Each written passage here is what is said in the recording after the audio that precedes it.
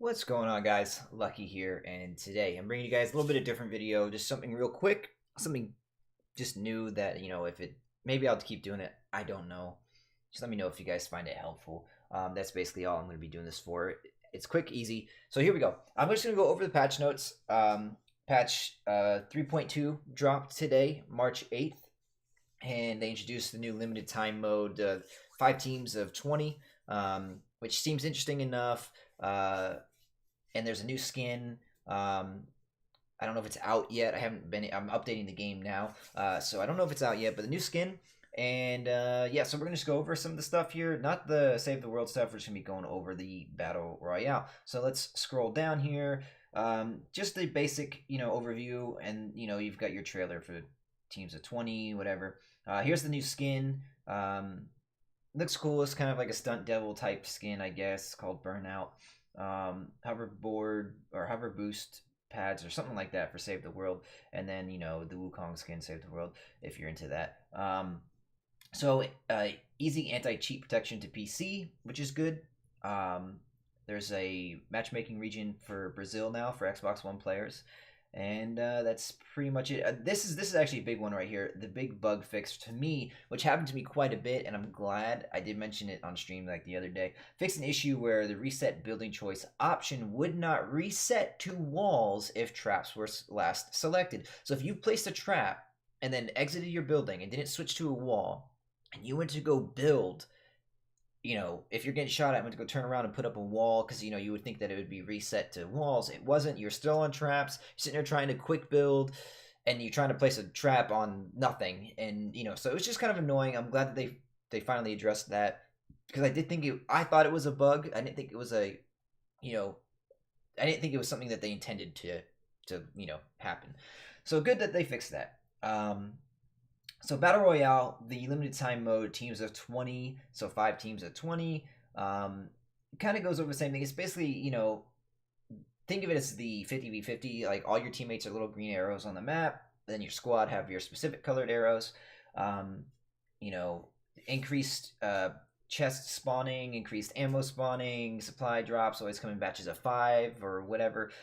Just some stuff, some adjustments they've made to this specific game mode. If you're into it, it seems like it could be a fun game mode, but it seems like it might not be as fun as maybe 50v50 personally. To me, it's just to me it's like just playing squads, except for when you knock 4 people, they're all going to be knocked, and anyone can come and res them. So out of that 20-man team, so and there's not enough communications that you'd be able to run as a full squad of 20, like communicate to each other. So I don't see it as being as fun. But anyways, maybe I'm wrong. I'm gonna play it here in a little bit. So this is cool too. This is something they added. Players will get elimination credit for forced fall damage either through impulse grenades or destroying structures underneath their enemies. So basically, you throw an impulse grenade, you knock someone off the mountain or off a ramp, and they die from fall damage, you get the kill, which is cool. You never got the kill, obviously, before. It was still really cool to happen. And then even if you break the base, like the structure underneath them, like you knock down the base and the whole base starts falling down and they're up on the top, and say it's a 5-tier base or whatever, you get credit for the kill. You don't have to destroy the exact structure that they're on.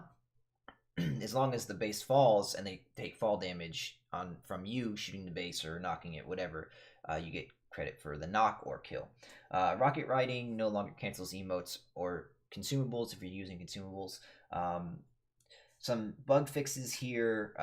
60 FPS players would not be able to jump as high as 30 FPS players. I'm not 100% sure what that pertains to, if that's the little bug where it seemed like you were trying to jump but you were doing like a little bunny hop instead of actually jumping, which was kind of annoying. So that may have been what that is. Fix an issue preventing weapon tracers from being visible after a certain distance. Auto sprint issues seem to be fixed. I'm sure there's still some auto sprint issues. I didn't have any. I turned auto sprint off, so that's probably why. Weapons, hunting rifle accuracy now does 100% accuracy when standing still. It has perfect accuracy. What that means, it doesn't mean you don't have to lead your shot or account for bullet drop. You still have to lead and account for bullet drop if you want to hit your shot at a further distance. But if they're standing still and you're standing still, you won't experience bloom with the hunting rifle, which did happen. So yeah, again, additional loading issues that prevented players from being able to see or use their weapons while the world was loading. Basically, if you landed and tilted, that whole issue where you pick up a weapon, but you still had your axe out, but you switched to your weapon and you couldn't shoot, you couldn't do anything. That's supposedly fixed. They worked on it last patch. I haven't experienced it since then, but maybe still people have. I don't know. But they did additional weapon loading issues. So it says additional, so apparently it was still happening.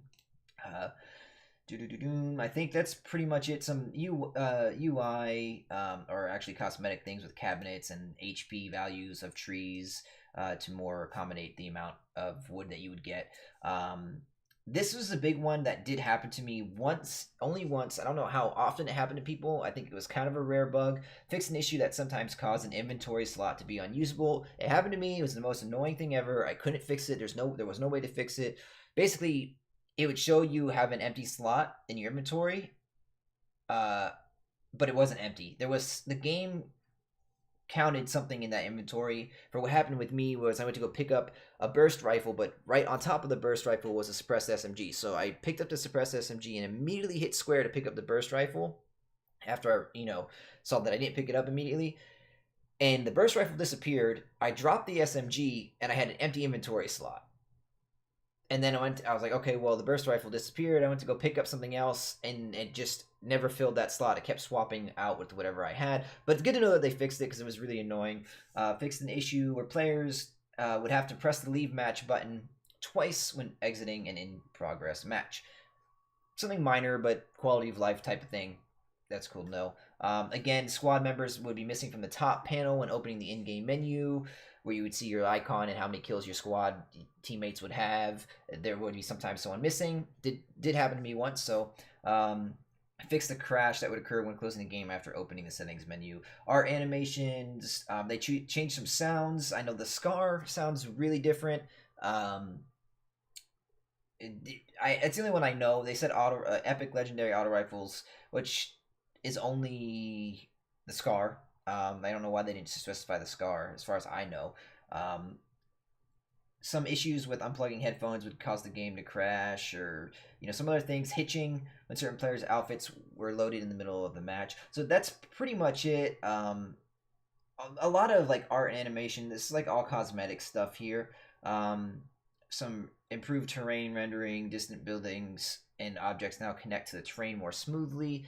I believe that means when you would zoom in or see people building out in the distance, it would look like it wasn't connected to the mountain, but it was, and the closer you got. So maybe that's what that is. Other than that, that's pretty much it for these patch notes. Nothing too major, other than the new mode, hunting rifle accuracy fixes, and some good bug fixes, like the inventory slot and the trap reset. Or reset building choice for traps, which really just I would imagine really kind of plagued console players. Definitely plagued me a lot, too many times. So but yeah, there's the picture of the skin one more time. Hopefully you guys found this helpful, or not everyone reads the patch notes, not everyone knows what happens. Maybe they overlook things or don't understand what it's referring to. I don't always. So hopefully you guys found it helpful, and I'll catch you guys all later. And if you do, I'll maybe make one next week. We'll see what happens. All right, later.